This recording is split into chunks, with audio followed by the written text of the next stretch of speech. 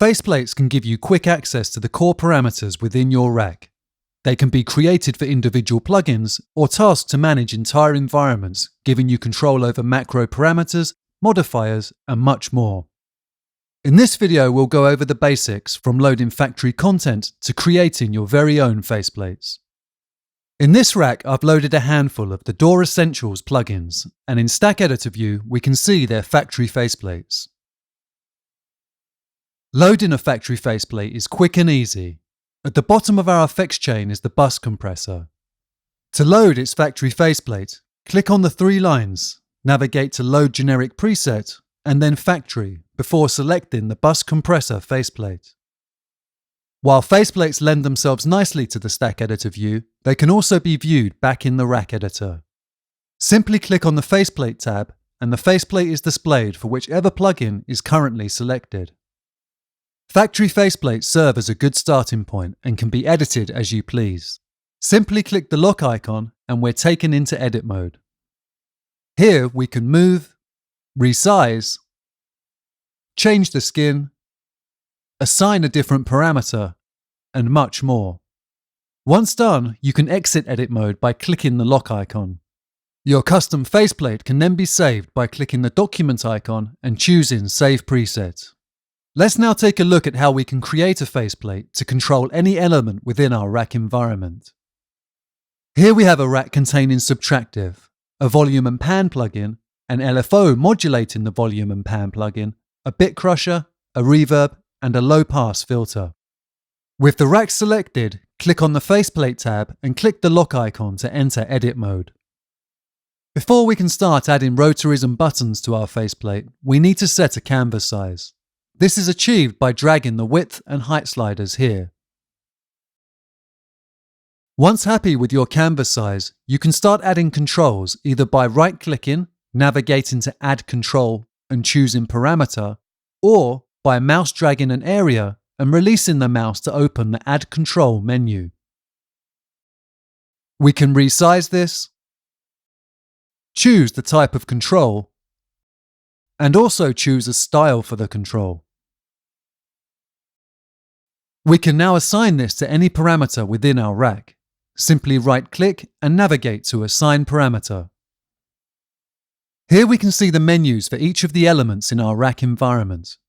I'd like to control the reverb mix, so let's navigate to Reverberate and then select Mix.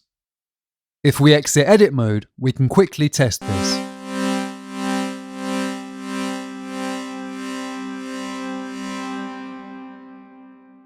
Next, I'd like to add a slider to control the low-pass filter. So let's jump into edit mode, right-click on the canvas, add control, and choose parameter. I'll choose linear horizontal this time. Resize it, and choose a skin like before. I'll now navigate to Assign Parameter, low-pass filter, and choose frequency. Let's test it.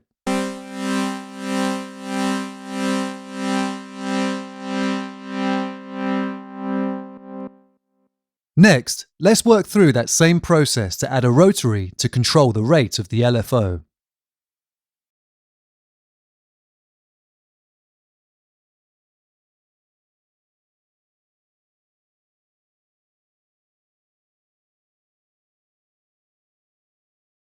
When assigning the parameter, navigate to Modifiers, LFO, and select Rate.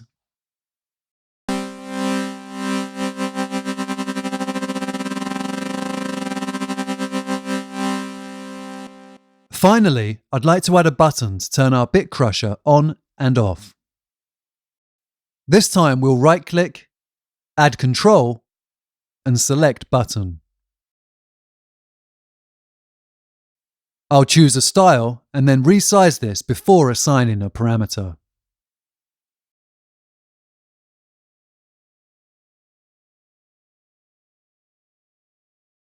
Let's exit edit mode and see how these all sound together.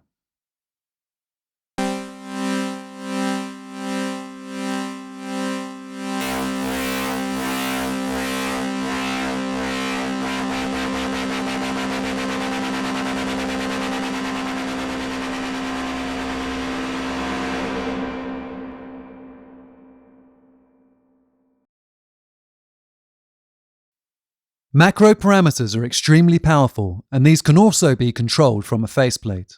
To quickly demo this, I'll click on the Macro Parameters tab and create a macro. We can rename a macro by double-clicking on its text, and if we need to add more macros, simply click the plus sign. To start assigning parameters to our macro, click on the arrow icon. Once flashing, the macro is in assign mode. We can now scroll through this list on the right side of the panel, adding parameters by mouse dragging to set ranges. Only the range set will be affected by our macro. Once you've made your assignments, remember to click the arrow icon once more to take the macro out of assign mode. The parameters you add appear in the midsection of the panel. Here you can see I've assigned Subtractive's cutoff and resonance parameters and the Crusher's drive and resolution parameters. Let's give this a try.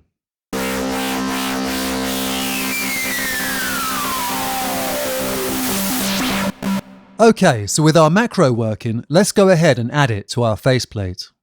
Click the Faceplate tab and then click the lock icon to enter edit mode. Right-click on the canvas, navigate to Add Control, and then select Parameter. I'll right-click again to set this to Linear Vertical, before choosing a style, and then resizing it. Let's now assign this to our new macro by right-clicking, navigating to Assign Parameter, Macros, and choosing our macro.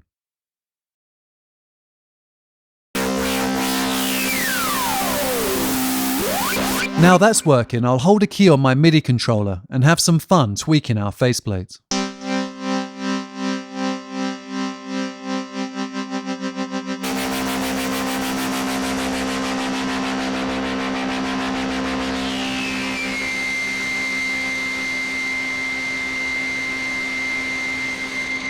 So here we have a functional and interesting faceplate to control our rack environment.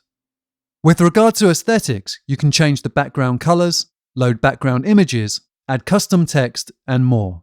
It's both quick and easy to create a professional looking UI for your rack. I hope this video has inspired you to experiment with your own custom faceplates. I highly recommend putting in the time as they're extremely powerful and a lot of fun. Thanks for watching.